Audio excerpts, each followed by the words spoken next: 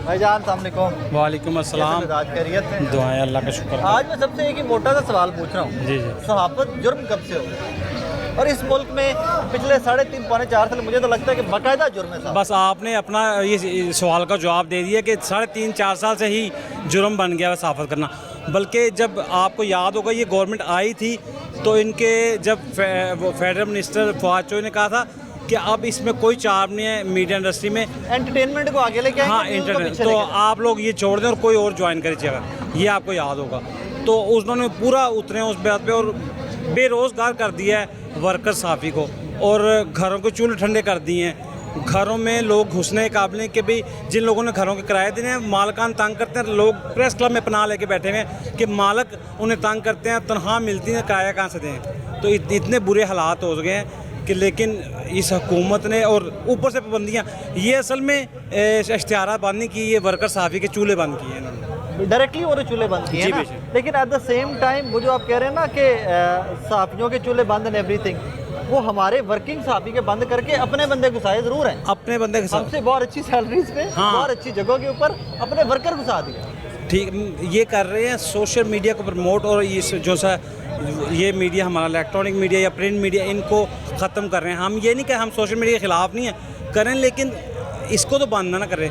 इतने रोज़गार लगा हुआ, इतना रोज़गार लाखों लोगों का, और बेरोज़गार की तरफ जा रहे हैं। 4 और वो जिनको टाइटैनिक कहा जाता है इदारों को, डॉन, जंग, कभी सोचा भी नहीं था कि तनख्वाहें वहाँ पे कभी लेट भी होंगी, वहाँ पे 4 महीने की तनख्वाहें पेंडिंग है लोग। ऐसा ही है, ऐसा ही। और अभी कोई सूरत नजर नहीं, अभी कोई सूरत दूर मेरे ख्याल से तो अब तो मुझे सूरत जैसे ये 2-3 दिन तक हुकूमत जाएगी तो इंशाल्लाह सूरत हाल बेहतर होगी। जो भी हुकूमत आएगी, मैं कहता हूँ यहाँ डिक्टेटर की हुकूमत रही है, आमरों से भी आगे, उससे भी आगे, उससे माजरत के नाल फिर यह दुआ करनी चाहिए कि तनख्वाह नहीं आए, यह दुआ करनी चाहिए कि हुकूमत जाए।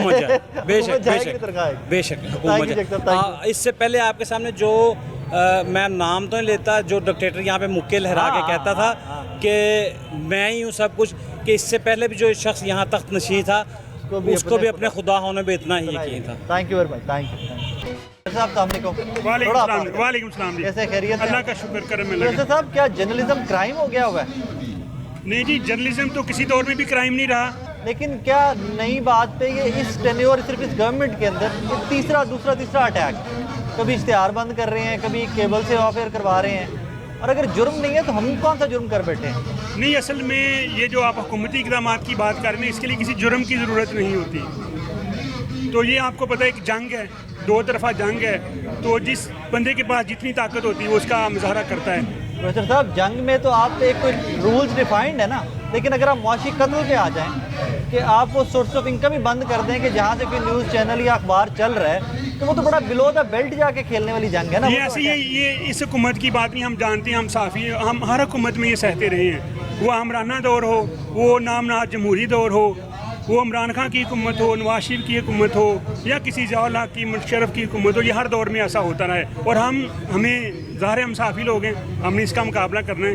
लेकिन इमरान खान साहब तो माजी में एंकर्स के साथ खड़े होते रहे, जिनका इमरान खान, वो आपको पता है, अपोजिशन में हमारी कुछ बातें और होती हैं, जब हम हुकूमत में आती हैं हमारी बातें और होती हैं।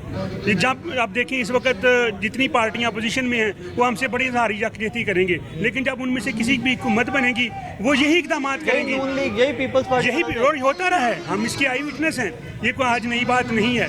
तो अगर हुक्मरान इस बात को समझ लें तो मेरा ख्याल है फिर तो बात ही ख़त्म हो जाएगी। तो ये जंग जारी रहनी है। जो आज़ादी इज़हार राय की बात है ना, किसी भी हुकूमत को वो वारे नहीं खाती। सर अस्सलाम वालेकुम, खैरियत से सर? ठीक ठाक है सर। प्रोफेसर साहब से पूछ रहा था मैं, जर्नलिज्म क्राइम कब से हो गया? क्राइम तो ये कभी भी नहीं रहा, आप भी जानते हैं, आप भी मेरा ख्याल है एक मिशन के तहत ही आए होंगे इस शोबे में। सर्टेनली। एक्चुअली हुकूमतों की सोच इसको इस तरह देखती है, और वो जाहिर है जब आप किसी की ख़राबी की निशानदेही करेंगे, और ये सोसाइटी का अलमिया भी है कि हम अगर किसी को जो गलत आदमी है उसको बुरा कहेंगे तो वो आपके ख़िलाफ़ तो होगा। और हुकूमतों की नालायकी और नाअहलियों से जो सूरत हाल पैदा हो चुकी है, ख़ास तौर पे मौजूदा हुकूमत की वजह से, तो डेफिनेट वो अच्छा तो नहीं लगेगा। वो आपके लिए कोशिश तो करेंगे आपको दबाने की, आपको समझाने की तो कोशिश इन्होंने कभी भी नहीं की, क्योंकि खान साहब का अपना वतीरा ये है कि वो समझने पे यकीन ही नहीं रखते।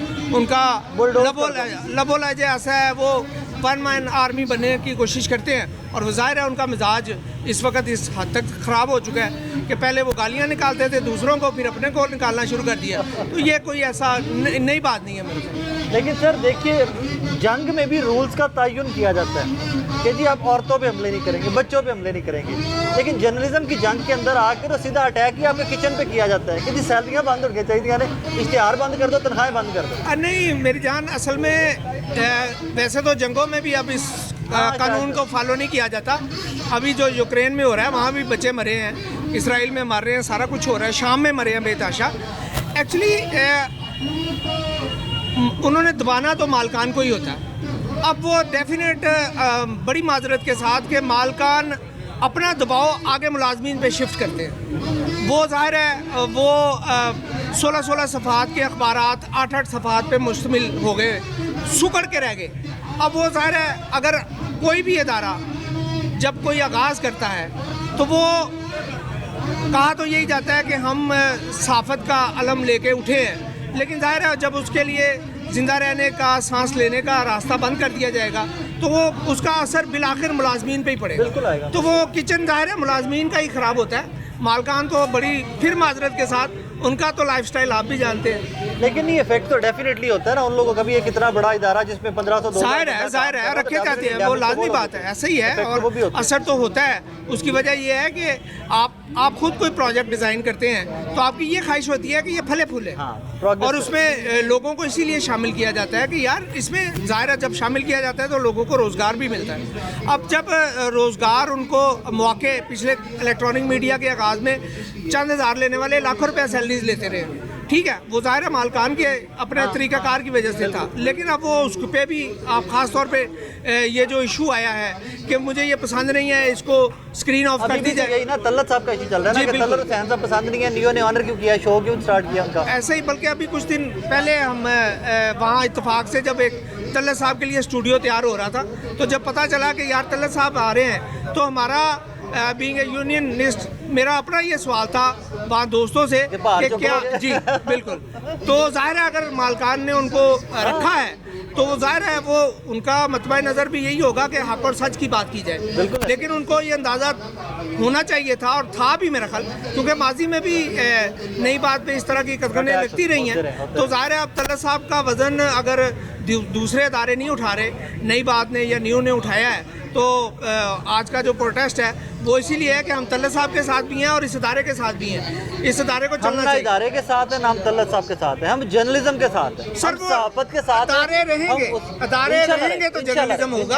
आप और मैं ज़ाती हैसियत पे अपने तौर पे सर एक इदारा प्योरली आपको छूट देता है कि भाई खुल के अपना खेलें, आप बयान करें, बिल्कुल ठीक इसका मतलब है कि प्योरली जर्नलिज्म, बिल्कुल ऐसे ही है। हम उस प्योरली जर्नलिज्म के साथ करें। सर अगर उस पर थोड़ी सी रुकावटें या पाबंदियां लगती हैं तब भी अदारों की बका ही जरूरी है। इदारे कुछ होते हैं जो मोल्ड भी हो जाते हैं, मेंड भी हो जाते हैं, यहाँ मेंड होने वाली बात कोई नहीं। यहाँ पे अगर एक बंदा आने रहे, मैं अपने शो की बात करता हूँ, मुझे चेयरमैन की तरफ से, मुझे हमारी टॉप मैनेजमेंट की तरफ से आज तक नहीं कहा गया कि यार ये करना है और ये नहीं करना। चलिए ये तो बड़ी अच्छी बात है, आप बड़े लकी हैं, वरना तो पहले आपको हदायत दे के ही कैमरे के सामने बिल्कुल। लेकिन तल्लत साहब का ज़ाहिर है, मैं हल्फन ये कह सकता हूँ कि हमारे इदारे में नई बात में इस तरह का कोई प्रेशर नहीं आता। हाँ, कहीं पे गलती को तय हो जाए, समझाया जरूर जाता है कि यार इसमें बाउंड्री क्रॉस हो गई है, ये नहीं करना चाहिए था, वरना हमारे ऊपर कोई प्रेशर नहीं आता कि क्या करना है। चले ये तो आपको भी मुबारक देनी चाहिए और आपके मालकान को भी मुबारक देनी चाहिए, और हम उम्मीद करते हैं कि वो डटे रहेंगे,